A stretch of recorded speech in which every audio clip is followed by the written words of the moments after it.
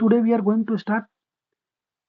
After previous lecture, we are going to start now basic law of heredity. In a previous lecture, we have completed what is the important terminology for heredity chapter.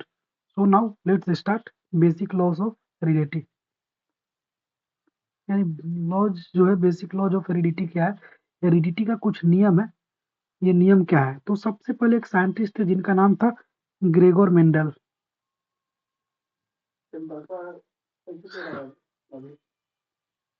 Gregor Mendel एक scientist थे, हालांकि ये scientist कम एक मूंख थे। इनके physics में कम number के आने की वजह से इनको कॉलेज से निकाल दिया गया था। तो ये फिजिक्स में उतना बढ़िया परफॉर्म नहीं कर पाते थे, लेकिन ये मैथ में और बायोलॉजी में बड़ी एक्सपर्ट आदमी थे। तो ये जो है कॉलेज से निकल गए थे। कॉलेज से जब इनको निकाल दिया गया था तो अपने गार्डन में रहते थे और गार्डन में तरह तरह का पेड़ पौधे के साथ मतलब एक्सपेरिमेंट करते रहते थे, क्योंकि ये एक बोटनिस्ट भी थे। बोटनिस्ट हम लोग उसको बोलते हैं जो साइंटिस्ट पेड़ पौधे के बारे में ज्यादा स्टडी करता है, उसको हम लोग बोटनिस्ट बोलते हैं। जूलॉजी उसको बोलते हैं। अब कौन आया यार?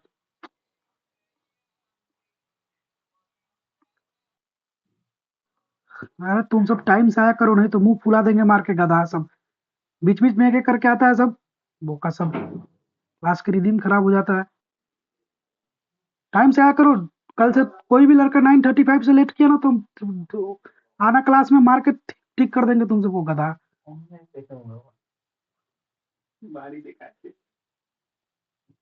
देखिए, तो हम ये बता रहे थे कि देखो, हम अभी स्टार्ट ही किए हैं क्लास, ज्यादा कुछ नहीं पढ़ाए हैं। हम बेसिक लॉ ऑफ हेरिडिटी बताने जा रहे हैं। जॉर्ज मेंडल एक मॉन्क थे, एक बोटनिस्ट थे। देखिए, बायोलॉजी दो टाइप्स का होता है, हालांकि दो टाइप का नहीं होता है, बहुत सारा टाइप का होता है। बायोलॉजी में आप अगर 12th क्लास में जाइएगा तो आपको पढ़ने को मिलेगा बोटनी। बोटनी जिसमें प्लांट के बारे में स्टडी किया जाता है, उसको बोटनी बोलते हैं।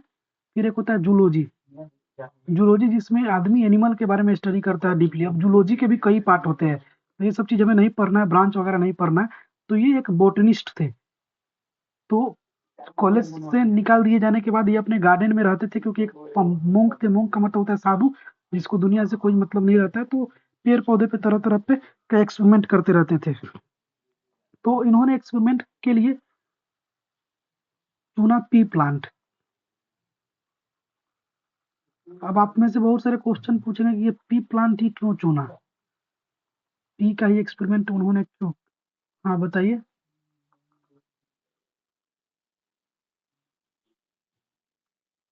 हाँ,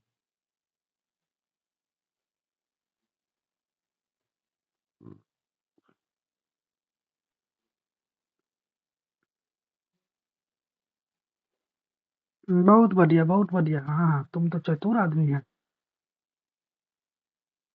हाँ वेरी गुड, ये दो चीज होते हैं, ठीक है। बहुत बढ़िया। इन्होंने पी प्लांट पे एक्सपेरिमेंट करने के लिए सोचा। पी प्लांट को हम लोग, बायोलॉजिकल नेम होता है पाइसम, हालांकि ये पूछेगा नहीं, जस्ट बता दिए। पाइसम सैटिवम, ये होता है बायोलॉजिकल नेम। आप सोचिए, ये बायोलॉजिकल नेम हम लोग को बोलना होता तो हम लोग को कितना मुश्किल होता। नहीं, कुछ लोग मटर का नाम भी याद नहीं रख पाते। ये बायोलॉजिकल नेम है,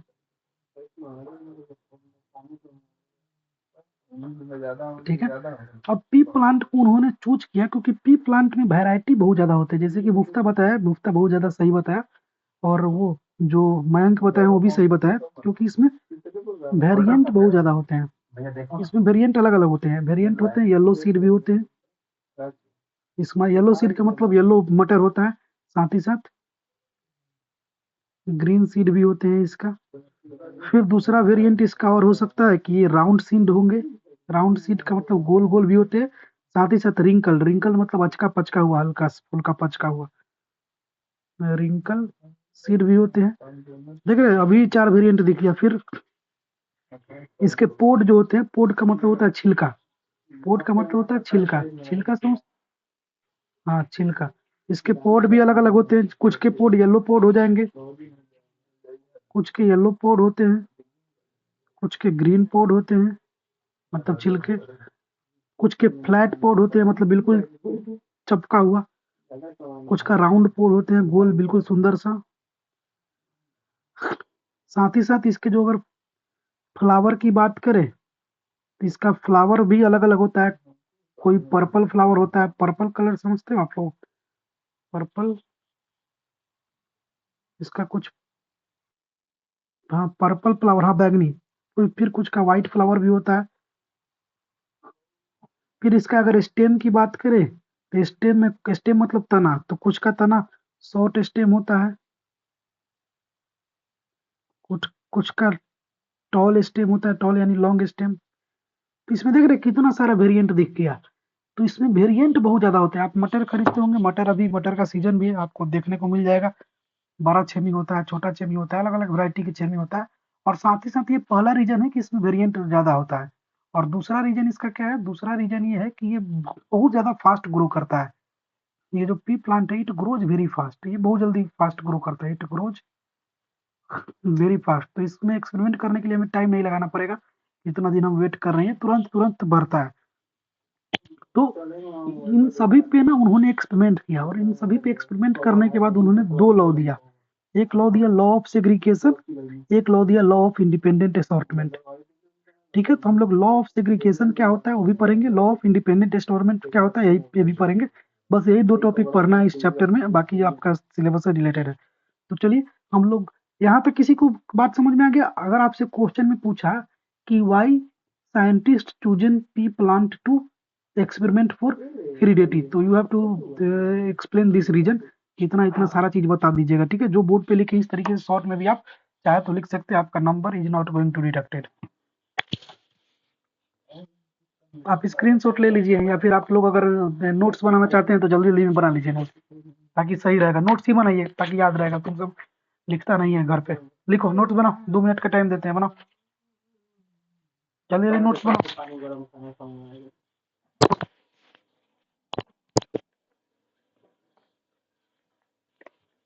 कौन कौन बोल रहा है कि नहीं बना था? बनाओ जल्दी तुम भी, तुम एक प्रधानमंत्री है, नहीं बनाएगा? नहीं, तुम कॉपी में लिखो। अभी क्लास के बाद कॉपी में लिख के नहीं भेजा ना तो कल ऑफलाइन क्लास में मार के मुंह फुला देंगे। तुम ऐसे भी बहुत बदमाशी कर रहा है। चलो काम करो, बात बात मत करो जल्दी ज्यादा।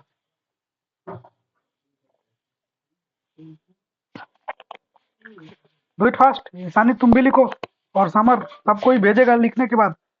अभी चेक करूंगा सबसे वीडियो कॉल पे क्लास के बाद कि तुम सब लिखा है कि नहीं, वीडियो ऑन करा करा के देखूंगा। नहीं, क्लास के मतलब पढ़ाने के बाद वीडियो ऑन करवा करवा के देखेंगे।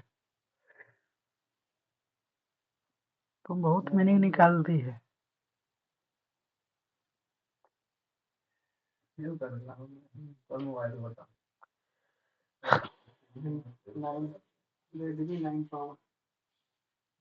गुड बॉय बैरी है, खाइएगा।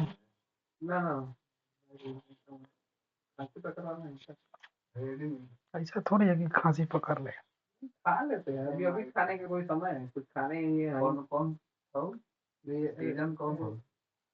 सीजन का एक ठंडा के दिन चली थी। वायरल भी सीजन कब लिए थे? ट्रेडिंग में कौन हो? 9 पावर ट्रेडिंग। वो 9 ट्रेडिंग, 9 ट्रेडिंग पावर हो गया। हो गया, जल्दी do it fast.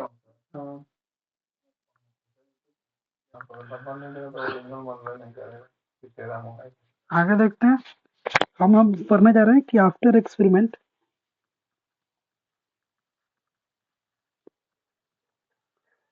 After experiment he conclude 2 laws. Experiment के बाद उन्होंने 2 लॉज दिया। पहला लॉ है लॉ ऑफ सेग्रीगेशन।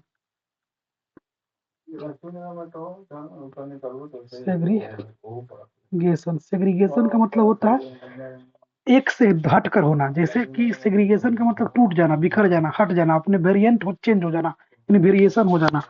यानी उन्होंने लॉ ऑफ सेग्रीगेशन दिया। तो लॉ ऑफ सेग्रीगेशन किस तरीके से एक्सपेरिमेंट किया, कैसे एक्सपेरिमेंट किया, कैसे लोगों को, दुनिया को दिखाया कि हम इस तरीके से एक्सपेरिमेंट किए हैं, उन्होंने प्लांट लिया। ठीक है, तो प्लांट लिया, तो उन्होंने लॉन्ग पी प्लांट लिया, एक लॉन्ग पी प्लांट, उन्होंने फिर शॉर्ट पी प्लांट लिया, शॉर्ट पी प्लांट लिया। देखिए ध्यान से समझिएगा आप लोग, ठीक है, ध्यान से समझिएगा, क्योंकि ये लॉन्ग पी प्लांट पेरेंट की कैटेगरी में है, ये भी पेरेंट की कैटेगरी में है, पी फॉर पेरेंट। ये लॉन्ग पी प्लांट है, ये शॉर्ट पी प्लांट है। लॉन्ग पी प्लांट का जो जीनोटाइप है, जीनोटाइप इसका क्या लिया उन्होंने, कैपिटल टी, यानी ये इसका जेनेटिकल रिप्रेजेंटेशन है, फिजिकल कैरेक्टर। क्या है इसका फिजिकल कैरेक्टर है, जिसको हम लोग जीनोटाइप भी बोलते हैं। इसका जो जेनेटिकल टाइप है वो क्या है, कैपिटल टी, और इसका फिजिकल कैरेक्टर है स्मॉल टी, यानी इसका जीनोटाइप जो है स्मॉल टी है, यानी इसका फिजिकल कैरेक्टर जो है ये शॉर्ट पी प्लांट है।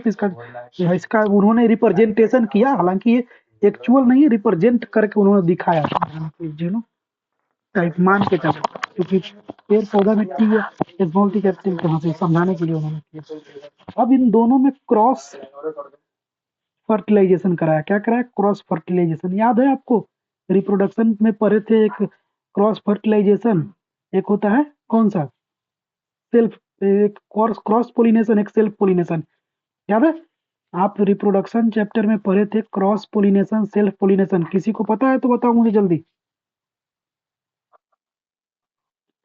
तुम मत बताओ मुफ्ता, तुमको सब पता है। हमको बताएगा समर, नहीं समर बताएगा। यानी इसका मतलब तुम सुन भी नहीं रहा है मेरा बात।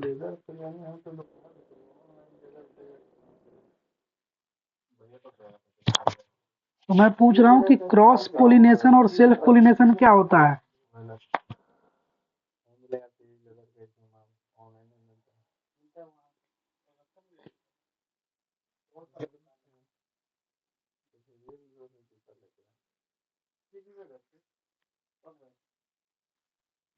हाँ, किसी और प्लांट में जाते हैं। Very good, very good. यही बात को आसानी समझाएगी दूसरे तरीके से।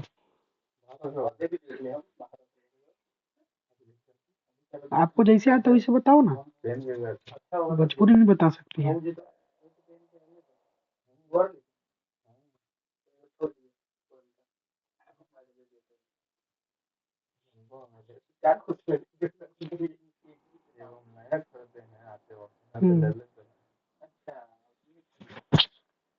चलो चलो, तुमको आता है, ठीक है, रेहान को खाली नहीं आता है,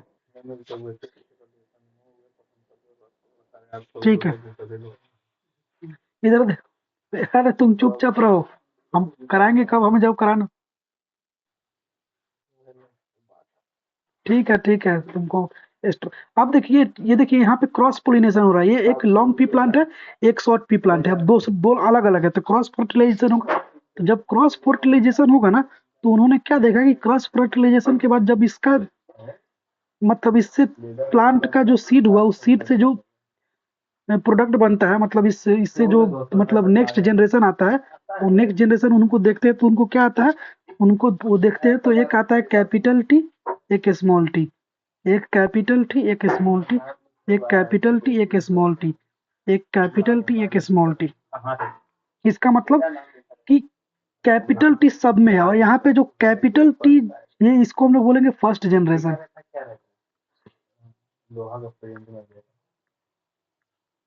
इसको हम लोग फर्स्ट जनरेशन बोलेंगे। तो फर्स्ट जनरेशन में सारा के सारा लॉन्ग ही होता है, लॉन्ग लॉन्ग लॉन्ग लॉन्ग। तो आप सोच रहे होंगे कि सर इसका मतलब ये छोटका का कोई वैल्यू नहीं है, सब सारे के सारे प्लांट लॉन्ग हो गया। तो इसमें जो लॉन्ग लॉन्ग सारे के सारे प्लांट जो बना लॉन्ग लॉन्ग आया ना, तो इसमें जो ये लॉन्ग टी प्लांट का जो जेनेटिक था ना, जीनोटाइप, ये क्या हो गया, डोमिनेंट हो गया। यानी इसमें जो है, इस फर्स्ट फर्स्ट जनरेशन में जो टी है, यानी कैपिटल टी है, ये डोमिनेंट जीन हो गया। डोमिनेंट जीन का मतलब कि डोमिनेंट जीन का मतलब होता है कि वो जीन जो हमें, जिसकी वजह से हमें चीजें दिखाई दे रहा है। और यहाँ पे जो डोमिनेंट जीन का मतलब होता है express over the other gene. ये जो है अदर जीन के ऊपर एक्सप्रेस हो गया, यानी ये डोमिनेंट जीन है, ये दिख रहा है। और यहाँ पे जो टी टी हो गया, ये क्या है, रिसेसिव जीन हो गया। क्या हो गया, रिसेसिव जीन, यानी जो छुप गया। ऐसा नहीं है कि रिसेसिव जीन खत्म हो गया। देखिए ध्यान से सुनिए छोटू, यहाँ पे कॉम्प्लिकेटेड है। रिसेसिव जीन जो है यहाँ पे दिख नहीं रहा है। ऐसा नहीं है कि इसके बॉडी में है नहीं। ये जो लॉन्ग प्लांट है, इस लॉन्ग प्लांट में स्मॉल जीन का भी, मतलब छोटा वाला जीन का भी पार्ट है, लेकिन यहाँ पे डोमिनेंट वो हो गया, यानी बड़ा वाला। एग्जाम्पल अभी हम आपको देंगे, जैसे आपके मम्मी का जो है बाल जो है करली है। ध्यान से सुनिएगा, आपकी मम्मी का बाल करली है और आपके पापा का बाल जो है क्या है, स्ट्रेट है। लेकिन आपका बाल क्या हो गया, करली हो गया। तो इसका मतलब ये हुआ कि आपके अंदर जो मम्मी का बाल वाला जीन था वो डोमिनेंट हो गया, पापा वाला जीन कमजोर पड़ गया, डोमिनेंट नहीं हो पाया। तो इस वजह से आपका जीन, आपका जो बाल है वो करली हो गया। सेम उसी तरीके से ऐसा होगा कि आपका फ्यूचर में ऐसा भी हो सकता है कि कोई आपका भाई हो, तो उसका जीन, उसका जो है बाल पापा जैसा स्ट्रेट हो जाए, और मम्मी का जीन जो है उस बच्चे में, वो आपका दूसरा भाई में मम्मी वाला बाल ना हो बल्कि पापा वाला बाल हो जाए, तो उस समय उसके में पापा वाला जीन जो है डोमिनेंट हो गया। तो जब जो जीन डोमिनेंट होगा उसी का कैरेक्टर उस बॉडी में दिखेगा, और जो जीन रिसेसिव होगा उसका कैरेक्टर दिखेगा नहीं, बल्कि अंदर होगा लेकिन दिखेगा नहीं। तो रिसेसिव जीन का मतलब not express over other gene. अब इसको और थोड़ा सा ध्यान से समझिए, not express over other gene. अब कभी कभी क्या होता है कि देखिएगा, बच्चा जो पैदा होता है तो कभी कभी ना वो अपने मम्मी पे जाता है ना अपने पापा पे जाता है, वो चला जाता है अपने नाना पे, या फिर अपने मामा पे, या फिर अपने फुआ पे, या फिर अपने दादा पे, या फिर किसी और पे चला जाता है। तो फर्स्ट जनरेशन में वो जीन जो है आया, दिखा नहीं, लेकिन सेकंड जनरेशन में दादा वाला जीन अपने पोता में दिख गया, या फिर उसके पोता वाला जीन उसके बेटा में दिख गया। तो मीन्स जो छुपा हुआ जीन था वो एक दो जनरेशन के बाद भी बाहर आ सकता है। आ रहा है समझ में, कोई दिक्कत? अच्छा, तो आपके दिमाग में एक और सवाल आया होगा कि सर उन्होंने एक्सपेरिमेंट किया और ये कैसे आ गया। तो इसके लिए उन्होंने पनेट स्क्वायर बनाया। एक होता है पनेट स्क्वायर, जिसको हम अभी करके दिखाते हैं दूसरा पेन से। देखिए, जहाँ पे जिनको नहीं समझ में आएगा तुरंत बोलेगा। एक होता है पनेट स्क्वायर। पनेट स्क्वायर जो है इसको बनाने के लिए यूज किया जाता है, उन्होंने यूज किया था। पनेट स्क्वायर में क्या होता है कि एक ऐसे लाइन बना दिए, एक ऐसे लाइन बना दिए, एक ऐसे लाइन बना दिए, एक ऐसे लाइन बना दिए, एक और ऐसे लाइन बना दिए, और ऊपर टी है, टी है, नीचे स्मॉल टी है, स्मॉल टी है। अब ये दोनों में मल्टीप्लाई करेंगे तो टी, टी आ गया। फिर ये दोनों में मल्टीप्लाई करेंगे तो टी, टी आ गया। फिर ए में मल्टीप्लाई करेंगे तो टी, टी आ गया। इसमें इसमें मल्टीप्लाई करेंगे तो टी, टी आया। आप देख रहे हैं इसमें सारा का टी, टी आ गया, यानी इसमें जो डोमिनेंट जीन है टी है, बड़ा कैपिटल टी है, इसीलिए सारा के सारा लॉन्ग हो गया। और इसी से पनेट स्क्वायर से हम लोग देख लेते हैं, एक हो गया, दो हो गया, तीन हो गया, चार हो गया। इसका चार बच्चा हुआ और चारों के चारों पे डोमिनेंट हो गया टॉल जीन, यानी अब हो सकता है कि अगला जब इससे हम लोग, इस ये वाला जो हम लोग का ये बच्चा पैदा हुआ है, इससे हम लोग क्या करा, फिर से क्रॉस पोलिनेशन कराए, तो हो सकता है कि इसमें कुछ टॉल आ जाए, कुछ लॉन्ग आ जाए, कुछ मीडियम आ जाए। आ रहा है बात समझ में? अच्छा, एक चीज और आपको, आपके एक चीज और आपके दिमाग में आना चाहिए, एक चीज और आपके दिमाग में आ सकता है कि सर ये एक लंबा है एक छोटा है, तो लंबा छोटा मिलता तो मीडियम होना चाहिए, मीडियम हो जाता, लेकिन एक बड़ा एक छोटा क्यों हो गया? तो हर जीन का अपना एक कैरेक्टरिस्टिक होता है। कभी ऐसा नहीं होगा कि अगर एक मम्मी लंबा है और बेटा छोटा है, तो मम्मी लंबा है पापा छोटा है, तो जो है जो जनरेशन पैदा होगा वो मीडियम पैदा होगा, नहीं, या तो लंबा पैदा होगा या तो छोटा पैदा होगा। मीडियम वाला नहीं होता है ज्यादातर चांस में, क्योंकि जीन जो है अपना एक सेल्फ खो देगा, मतलब वो बीच वाला पैदा हो जाएगा, तो यानी वो अपना आइडेंटिटी को लूज कर दिया। और कोई जीन अपना आइडेंटिटी लूज नहीं करना चाहता है, वो अपना आइडेंटिटी फर्स्ट जनरेशन में नहीं शो किया तो सेकेंड जनरेशन में शो करेगा, लेकिन करेगा। ऐसा नहीं कि यहाँ पे बड़ा है छोटा है तो मीडियम हो जाएगा, ऐसा कुछ नहीं होता है, ठीक है? ये दिमाग से निकाल दीजिएगा, समझे? कोई दिक्कत? आप पूछिए।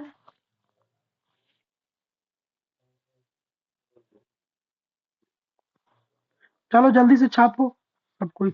और एनीबॉडी एल्स, किसी को कोई डाउट है तो बताइए।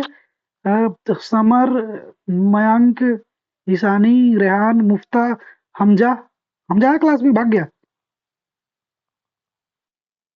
समझ में आ रहा है तुमको?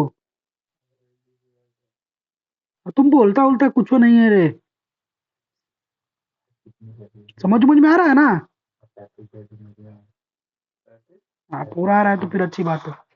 जिस तरीके से बता रहे एग्जाम में इस तरीके से बना दीजिएगा, अगर लॉ ऑफ सेग्रीगेशन पूछेगा फिर आपको फुल मार्क्स मिल जाएगा। कुछ नहीं, बस ये छाप देना इसमें ज्यादा कुछ। हाँ, क्या बोला? हाँ, पूरा छाप दीजिएगा, क्या दिक्कत है? छाप देंगे तो क्या दिक्कत है? इससे बढ़िया एक्सप्लेनेशन और क्या हो सकता है?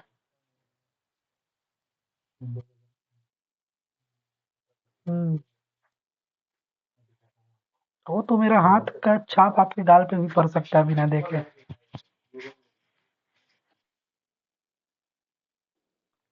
अच्छा, नंबर कम आया ना तो उठा के पटक देंगे तुमको, हम आरा से भेज देंगे डायरेक्ट बक्सर।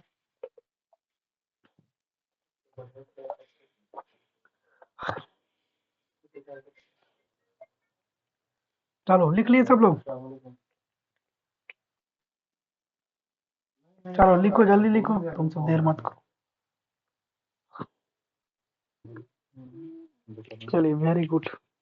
वापसी कंफर्म नहीं है ना, तो क्या बोला जाता है कि ऐसे ही कर लेता है ना, अब आ जाएगा तो परसों सिंगल दे जाएंगे, उसके बाद देखते डॉलर डाला है। हाँ, तो हम लोग हमने देखा एफ जनरेशन, F1 जनरेशन मतलब फर्स्ट जनरेशन में हमने क्या देखा कि फर्स्ट जनरेशन में जो था, आपका क्या हुआ? फर्स्ट जनरेशन में पैदा हुआ सब के सब लॉन्ग लॉन्ग, आपका क्या हुआ? हाँ, लॉन्ग लॉन्ग सब के सब पैदा हुआ था। बढ़ गया फोन, आपको क्या बोल रहा था?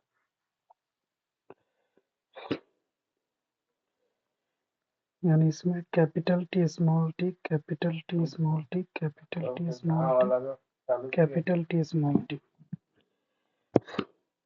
अब यहाँ पे फिर उन्होंने दो को चुना क्योंकि चार बच्चे पैदा हुए, एक दो तीन चार, चारों के चारों लॉन्ग सीट थे। अब इसमें से दो को ले लिए उन्होंने। कौन? मेंडलीव ने। मेंडलीव नहीं, मेंडलीव तो केमिस्ट्री वाला था। Mendel, जॉर्जर Mendel. ये दोनों को फिर क्रॉस करा देते हैं। हाँ,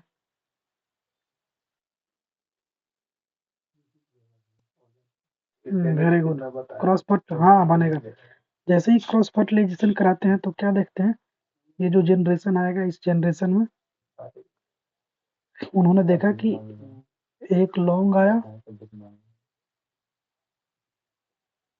एक और ये भी लॉन्ग आया, ऐसा बोला जाता है कि तबू बोले जो बोला था ये भी लॉन्ग आया, लेकिन एक आ जाता है शॉर्ट। यानी अब ये छोटका जीनवा जो है अभी तक छुप के था, वो बाहर निकल गया। यानी इसका मतलब क्या हुआ कि जो जीन होता है ना, वो कभी भी छुपता नहीं है या फिर खत्म नहीं होता है। देखिए, जो चीज आपके अंदर है हो सकता है कि आपके बच्चे में वो ना हो, या फिर जो जैसे जो चीज आपके पापा के अंदर है हो सकता है वो आपके अंदर ना हो सकता है कि आपके बच्चे के अंदर आपके पापा वाला लक्षण आ जाए। क्यों? क्योंकि आपके पापा वाला जो गुण था वो आप में नहीं आया, तो आप में जो वो गुण था वो छुपा हुआ था, दिखा नहीं, वो फिजिकल कैरेक्टर में आया नहीं, लेकिन आपका जो बच्चा होगा उसमें उसका गुण, पापा वाला गुण आपका आ सकता है। तो ये बात ध्यान रखिए। यहाँ पे देखिए, ये जो शॉर्ट था ये किस क्या है, दादा वाला गुण इसके अंदर आ गया ना। यानी इसके पीछे जो हम अभी पढ़े थे, ये इसका ये वाला का गुण आ गया, इसका गुण आ गया। पहला में नहीं आया था फर्स्ट जनरेशन में, सेकंड जनरेशन में आ रहा है। तो इसको हम लोग क्या बोलेंगे? Second generation. तो ये सब चीज याद रखिएगा, ठीक है? तो ये चीज याद रखिएगा। इसीलिए आदमी जब शादी करता है तो आसपास के रिश्तेदार वगैरह देख कर करता है कि उसका मामा पागल उगल तो नहीं ना था, उसका कोई पैदाइशी आंगर उनर तो नहीं ना था। क्योंकि बहुत ज्यादा चांस होगा कि आप जहाँ शादी कर रहे हो उसके खानदान में अगर कोई पागल उगल होगा तो हो सकता है आपके भी घर में कोई पागल पैदा हो जाए। समझे? तो डिसीज तो आप लोग भी बिया हुआ कीजिएगा तो देख देख के कीजिएगा। तुम पिटाया करे। चलो इधर देखो, तो इसमें इसका पनीट स्क्वायर बनाते हैं हम लोग। तो देखिए पनीट स्क्वायर बनाते हैं किस तरीके से।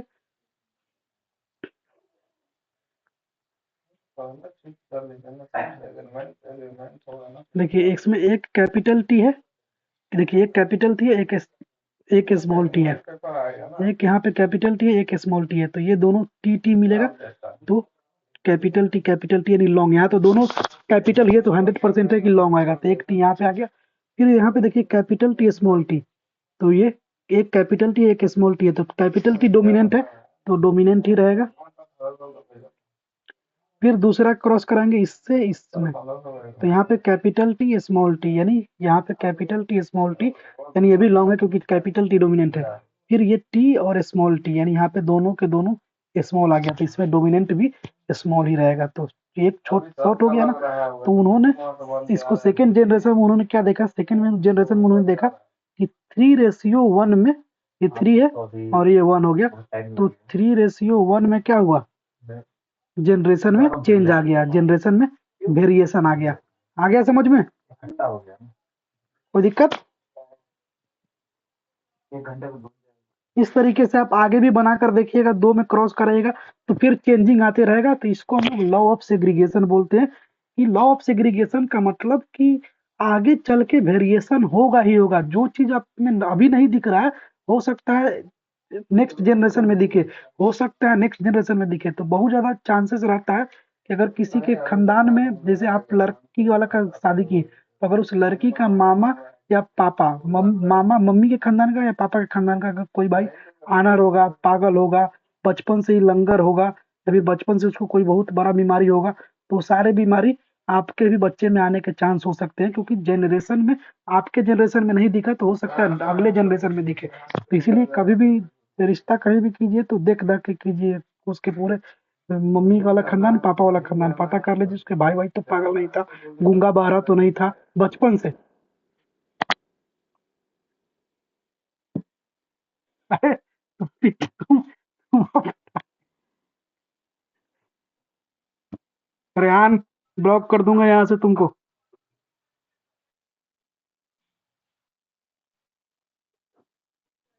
हाँ कालू पीट, हाँ कालू पिटाएगा कल, हाँ कल वो पिटाएगा, कल लो क्लास में पिटाएगा।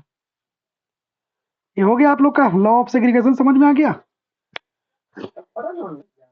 तो चलिए हम लॉ ऑफ सेग्रीगेशन का मतलब डिफिनेशन लिख देते हैं, नहीं तो ईशानी सोच रही कि सर डिफिनेशन वहाँ कहाँ नहीं लिखवा रहे हैं। हम्म,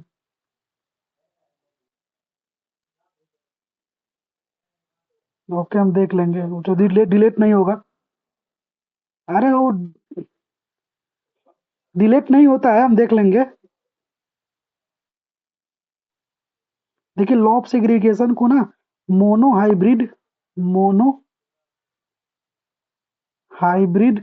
इनहेरिटेंस बोलते हैं। मोनो हाइब्रिड इनहेरिटेंस इसलिए बोलते हैं कि इसमें कोई एक ही आता है जो डोमिनेंट होता है, तो इसलिए इसको मोनो हाइब्रिड, यानी एक ही कैरेक्टर दिखेगा, 3 कैरेक्टर अलग दिख रहा है, एक कैरेक्टर अलग दिख रहा है, तो एक कैरेक्टर ही केवल अलग दिखता है, इसलिए मोनो हाइब्रिड इनहेरिटेंस बोलते हैं। तो इसे हम लोग लॉ ऑफ सेग्रीगेशन भी बोलते हैं। तो ज्यादा लॉ ऑफ सेग्रीगेशन फेमस है, मोनो हाइब्रिड इनहेरिटेंस। इसको इसको हम लोग मोनो हाइब्रिड इनहेरिटेंस भी बोलते हैं और लॉ ऑफ सेग्रीगेशन भी बोलते हैं। मोनो का मतलब होता है 1, तो इसमें एक का सेग्रीगेशन लास्ट लास्ट तक हो रहा है, इसीलिए इसका नाम है मोनो हाइब्रिड इनहेरिटेंस भी। तो लॉ ऑफ सेग्रीगेशन का फॉर्मूला लिख, मतलब डिफिनेशन लिख लीजिए। Genes gets segregated during reproduction, reproduction के दौरान जीन जो है सेग्रीगेट होता है। एंड डोंट ब्लेंड, ब्लेंड का मतलब वो खत्म नहीं होता है, वो छुपता नहीं है। वो डोंट ब्लेंड मतलब वो खत्म नहीं होता है, वो छुप जाता है।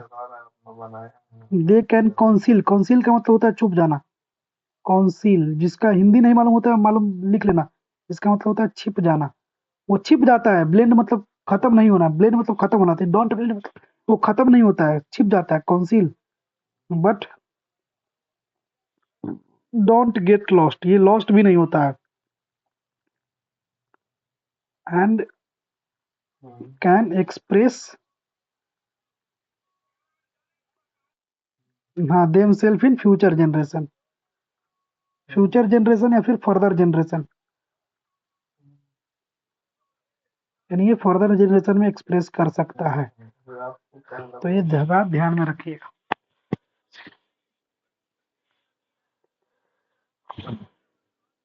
चलिए लिख लीजिए।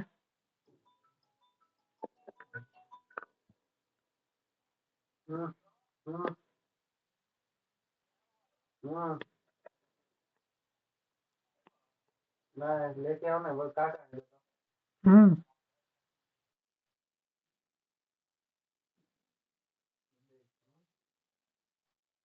ऑनलाइन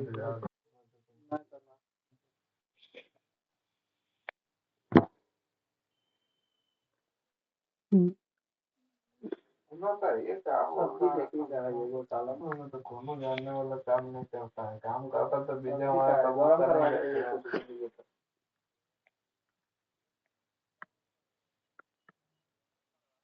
तो इसको हम लोग बोलते हैं लॉ ऑफ इंडिपेंडेंट देख मैं पूछ में चला आलम भाई जो इतना दिन से बोलते था assortment, law of independent assortment, या फिर इसे हम लोग एक और नाम देते हैं डाई हाइब्रिड, क्योंकि इसमें डबल जो होता है जीन चेंज हो जाता है, तो डाई हाइब्रिड इनहेरिटेंस भी बोलते हैं। तो चलिए हम लोग इसके बारे में पढ़ते हैं। तो इसमें उन्होंने ज्यादा चीजों को लेकर देखा। तो इन्होंने इसमें क्या लिया कि इसमें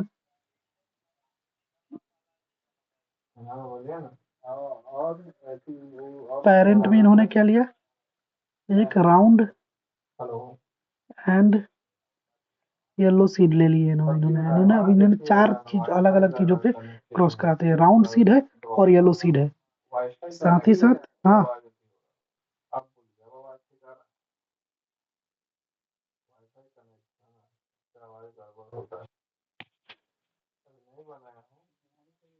तो तुम कहाँ जा रहा है? अपने बहन को बोलने दो, तुम वो क्या बोल रही है?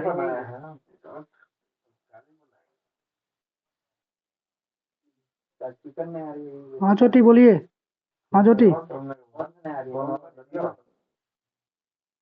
अरे सच में खराब हो रही है, तुमको चॉकलेट वॉकलेट दे दिया है? झूठ बोल रही है ना? तो उन्होंने पेरेंट सीड में sound round and yellow seed लिया और साथ ही साथ ग्रीन और रिंकल सीड लिया, ग्रीन एंड रिंकल। हालांकि हम उम्मीद करते हैं कि आप ये सारा वर्ड का मीनिंग समझ रहे हैं। रिंकल्ड का मतलब क्या होता है? एक सीड होता है पूरी गोल है, रिंकल्ड सीड होता है इस तरीके से टेढ़ा मेढ़ा पचका पुचका।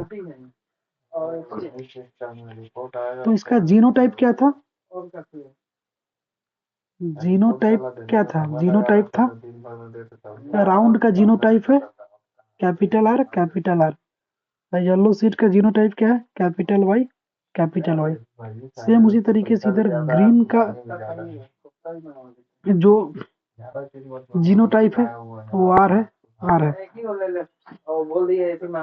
रिंकल सीड है स्मॉल वाई, ठीक है कोई दिक्कत? कोई दिक्कत नहीं। अब देखिए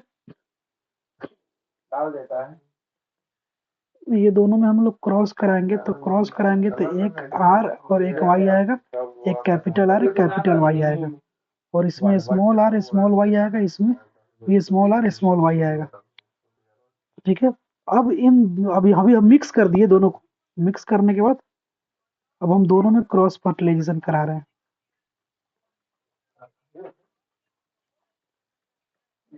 क्रॉस फर्टिलाइजेशन, ठीक है। क्रॉस फर्टिलाइजेशन जब हम करेंगे तो जनरेशन 1 में यानी F1 जनरेशन में, F1 का मतलब फर्स्ट जनरेशन, फर्स्ट जनरेशन में जो टाइप आएगा वो क्या क्या आएगा देखते हैं। जैसे ही क्रॉस कराएं तो क्रॉस कराने के बाद फर्स्ट जनरेशन में क्या आ गया? Capital R capital Y small R small Y,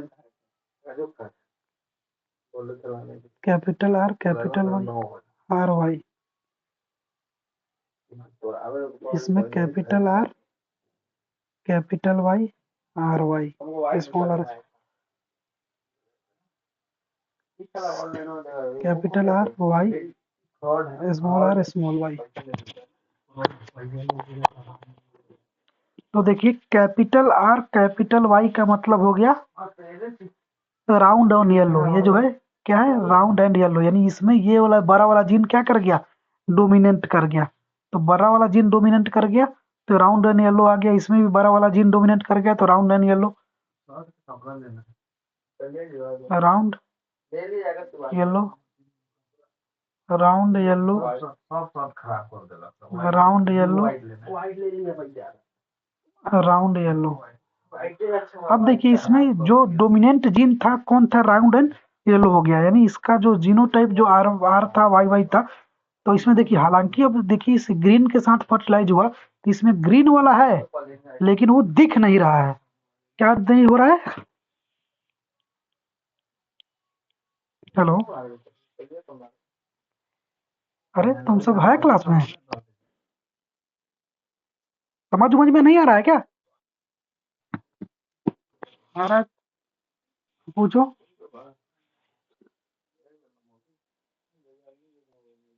नहीं नहीं, आपको याद करना होगा ना भाई, ये सब एग्जाम में दे देगा फिर आप पढ़ने का क्या फायदा। अच्छा, हमें कैसे पता चला कि कौन डोमिनेंट है कौन रिसेसिव है, कैसे है, तो हम लोग फिर से पनेट स्क्वायर बनाते हैं। तो पनेट स्क्वायर बनाइएगा तो देख लीजिए, पनेट स्क्वायर बनाइएगा तो आपको रखना होगा, एक में आपको R capital Y, R capital Y, और नीचे वाला में आपको R small Y, R small Y. अब दोनों को इस दोनों में मल्टीप्लाई करेंगे तो देखिए R capital Y small R small Y, फिर मल्टीप्लाई करेंगे तो कैपिटल आर वाई, फिर स्मॉल आर स्मॉल वाई, फिर वही सेम के सेम सब आएगा। तो ये हम लोग पनेट स्क्वायर बनाए, तो पनेट स्क्वायर से ही हम लोग रिजल्ट निकालते हैं। उन्होंने हम लोग को ऐसे ही करना सिखाया, ऐसे ही उन्होंने एक्सपेरिमेंट करके दिखाया। तो फर्स्ट जनरेशन में तो सब के सब एक ही जैसा दिखे, लेकिन सेकेंड जनरेशन में सब के सब अलग अलग दिखेंगे। तो जैसे ही सेकेंड जनरेशन होगा, सेकेंड जनरेशन यानी हम इसको और इससे क्रॉस कराएंगे, तो इससे और इसको कराएंगे मतलब कोई भी दो का क्रॉस कराएंगे, तो कोई भी जब दो का क्रॉस कराएंगे तो इस बार जो जनरेशन आएगा वो जनरेशन कैसा आएगा, F2 जनरेशन आएगा।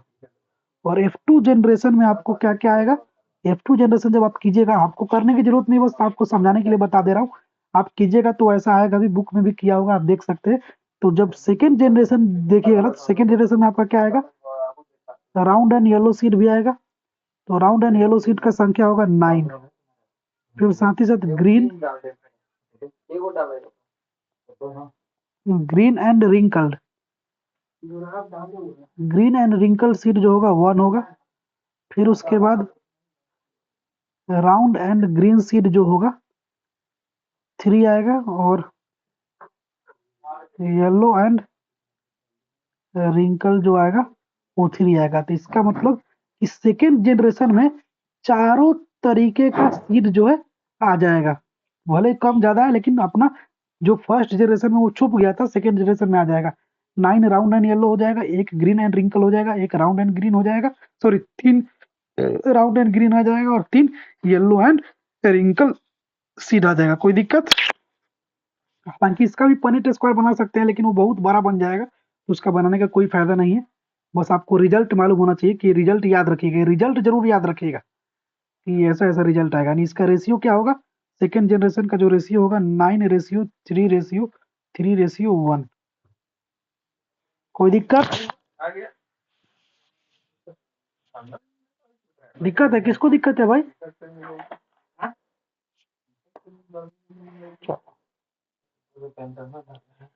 किसानी समझ में आ रहा है। हाँ, नहीं नहीं कहेगी तो टंकी में डाल देंगे आपको, फिर उससे पानी भी भर देंगे। फोन की बैटरी कम हो रही है, एक टॉपिक और है, पढ़ा लेने दीजिए क्या, किसी को कोई दिक्कत है ज्यादा, पढ़ाए ना, कोई दिक्कत नहीं ना है, बताए तुम सब के चलते। देखिए हम बता रहे थे कि हाउ जीन्स एक्सप्रेस देमसेल्फ, तो जीन जो होता है क्रोमोजोम, हम फिर से एक बार इसको बता रहे थे ताकि रिकॉर्डिंग ऑन है। जीन जो है क्रोमोजोम में होता है, ये हमेशा पेयर में होता है, एक जीन जो है पेरेंट्स, एक पेरेंट से आता है, दूसरा जीन दूसरे पेरेंट से आता है। अब देखिए आपको पता है कि स्पर्म और ओवम को हम लोग हैप्लॉइड सेल बोलते हैं क्योंकि इसमें हाफ हाफ मटेरियल होते हैं। ओवम से 23 जीन्स आते हैं, स्पर्म से 23 जीन्स आते हैं।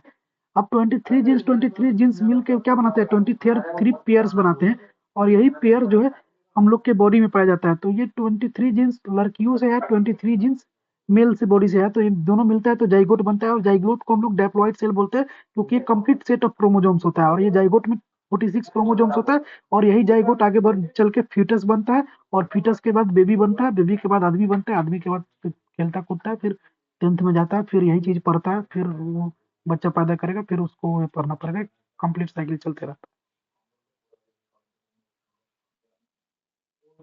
अब हम बात करते हैं थोड़ा सा सेक्स डिटर्मिनेशन के बारे में, कि सेक्स डिटरमाइन कैसे होता है। हालांकि हम ये चीज पहले भी बता चुके हैं, लेकिन फिर से बता दे रहे हैं क्योंकि चैप्टर में है। अब सेक्स डिटर्मिनेशन में क्या होता है कि क्रोमो, अरे भाई 5 मिनट रुको, 5 मिनट रुको, 5 मिनट, 5 मिनट रुको, 5 मिनट। क्रोमोजोम्स, क्रोमोजोम जो होते हैं 23 पेयर का होता है।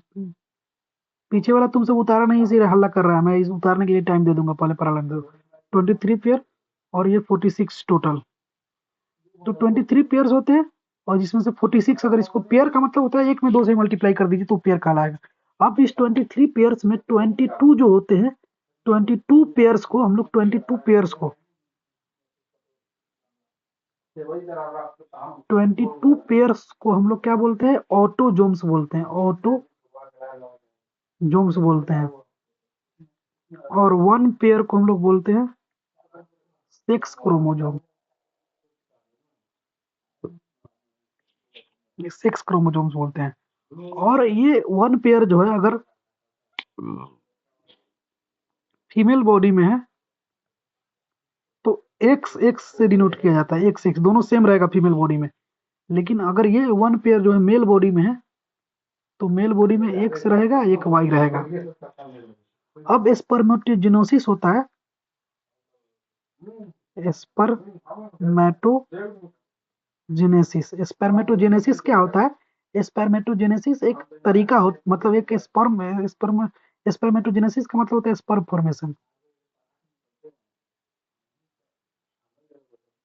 ये स्पर्मेटोजेनेसिस का मतलब होता है स्पर्म फॉर्मेशन। हम लोग के बॉडी में भी स्पर्म फॉर्मेशन होता है, आपके बॉडी में भी होगा। हर बच्चा जो 13 साल 14 साल से ऊपर का है सब में होता है, और हर लड़की जो 11 12 साल का है सब में होता है, ठीक है। whenever you do sex you feel that कि स्पर्म क्या होता है। अभी बच्चा है तो अभी फील नहीं होगा। तो इस पर स्पर्मेटोजेनेसिस होता है स्पर्म फॉर्मेशन। तो स्पर्म फॉर्मेशन के दौरान जो हम अभी आपको बताएं कि 23 जो होते हैं हम लोग के बॉडी में क्रोमोजोम्स होते हैं, जिसमें से 22 ऑटोजोम्स होते हैं, और 1 जो होते हैं सेक्स क्रोमोजोम्स होते हैं, ठीक है।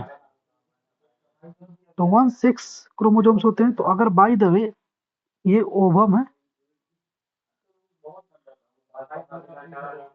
ओवम में ओनली एक्स एक्स क्रोमोजोम्स पाया जाता है, एक्स एक्स क्रोमोजोम्स। और स्पर्म में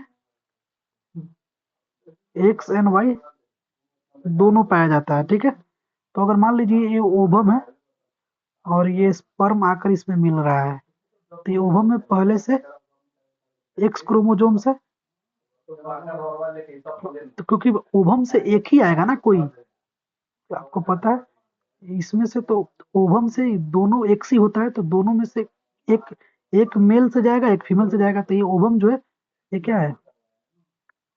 ध्यान से सुनो थोड़ा सा। ये ओवम है लड़की वाला, ये स्पर्म है। तो ये एक लेकर आएगा, लड़की में पहले से एक्स होगा, क्योंकि लड़की एक्स ही ला सकती है, क्योंकि उसके पास दोनों एक्स है। तो कोई एक लेकर आएगी तो लड़की जो है हमेशा एक्स ही लेकर आएगी। लड़का के पास 2 ऑप्शन है, वो एक्स भी लेकर आ सकता है, वाई भी लेकर आ सकता है, लेकिन लड़का जो है कंट्रोल नहीं कर सकता है, क्योंकि एक बार जो है ओवम भी बहुत सारा निकलता है मिलियंस में, और स्पर्म भी मिलियंस में निकलता है। तो उसमें से कोई एक्स कोई वाई, कोई एक्स कोई वाई। तो मान लीजिए ये लड़की के पास तो एक्स हमेशा से ही है, लेकिन लड़का का भी एक्स आ गया। अब लड़का का भी एक्स आ गया, तो इन दोनों से जो जाइगोट बनेगा, वो जाइगोट कैसा बना? एक्स और एक्स का बना। इस जाइगोट से जो बच्चा पैदा होगा क्या बनेगा? ये जाइगोट है। इस जाइगोट से जो बच्चा पैदा होगा वो फीमेल होगा। लेकिन क्या हुआ कि एक लड़की तो हमेशा एक्स ही लाएगी, लेकिन इस बार लड़का का स्पर्म जो है वो वाई वो लेकर आ गया। तो इससे जो जाइगोट बनेगा एक्स वाई का बनेगा, इससे जो बच्चा पैदा होगा वो मेल होगा। समझ में आ गया? इससे हम लोग सेक्स डिटर्मिनेशन ऐसे किया जाता है, समझ गए? हाँ हाँ बोलो।